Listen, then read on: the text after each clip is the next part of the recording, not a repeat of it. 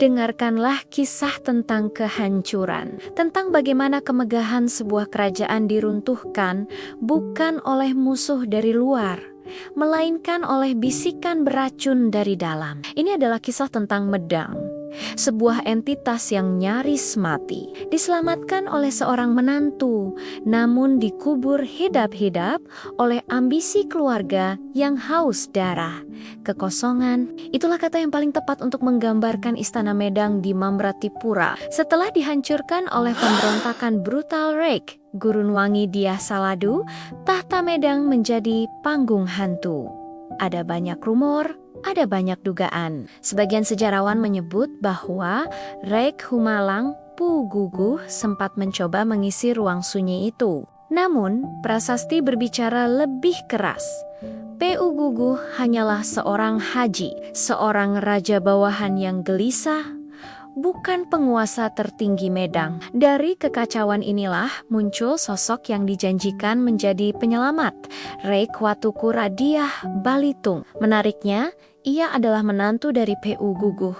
Balitung berhasil melakukan apa yang tidak bisa dilakukan oleh yang lain. Ia menaklukkan para penghancur, memulihkan ketertiban, dan mengklaim haknya atas tahta. Ia membawa Medang yang sudah remuk ke sebuah pusat baru yang disebut Popito, memulai era baru dari puing-puing masa lalu. Di bawah nama abiseka lengkapnya, Sri Maharaja Rake Watukura Dyah Balitung, Sri Darudaya Mahasambu, Medang memasuki masa keemasannya yang singkat namun sangat gemilang. Ekspansi kekuasaannya meluas seperti api di musim kemarau, dari jantung Jawa Tengah hingga ke Pulau Bali.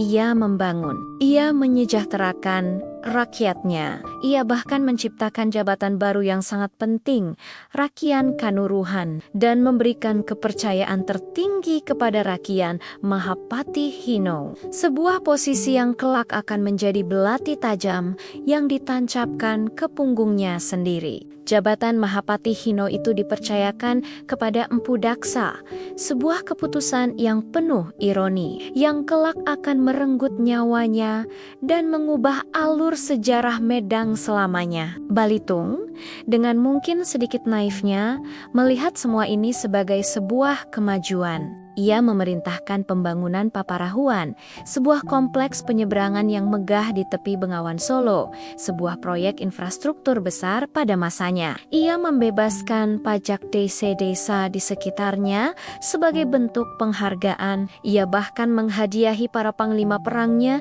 yang berhasil menaklukkan wilayah Banten dan Bali dengan tanah dan kehormatan. Di permukaan, ia adalah raja yang dicintai raja yang adil. Tapi di bawah karpet emas istana Poh Pitu, cacing-cacing intrik mulai menggeliat, membusuk dalam kegelapan. Empu Daksa, sang Mahapatih yang dipercaya, ternyata adalah saudara ipar sang raja, dan ia membawa sebuah dendam yang lebih dalam dari sumur istana. Secara silsilah, Empu Daksa adalah keturunan langsung dari dinasti Sanjaya, sebuah garis darah murni yang ia rasa terancam dinodai oleh Balitung, sang menantu yang dianggapnya sebagai orang luar, seorang perebut tahta. Walaupun Balitung telah membawa kejayaan yang luar biasa bagi Medang, mata Empu Daksa hanya melihat satu hal: sebuah tahta yang telah dicuri dari garis keturunannya.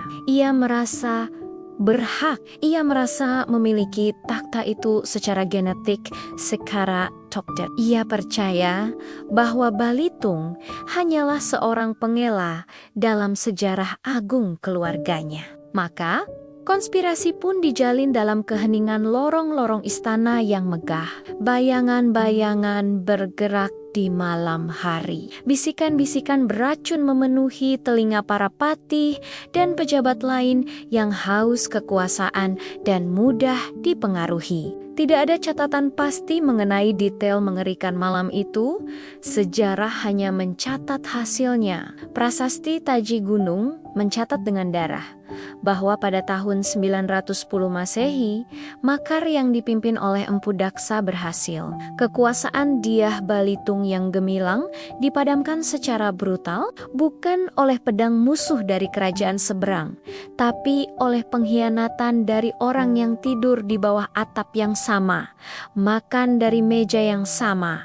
Balitung jatuh, dan teror suksesi berdarah pun berlanjut, menjadi pola yang mengerikan dalam sejarah Medang. Empu Daksa, dengan tangan yang mungkin masih berlumuran darah kerabatnya sendiri, menobatkan diri sebagai raja baru. Ia mengambil nama Sri Maharaja Daksotama Bahurajaa Proti Paksaksaya Utunggawijaya. Ia telah mendapatkan apa yang selama ini ia inginkan, tahta yang ia percayai sebagai warisan leluhurnya. Namun, tahta yang diperoleh dari pengkhianatan jarang sekali membawa kedamaian.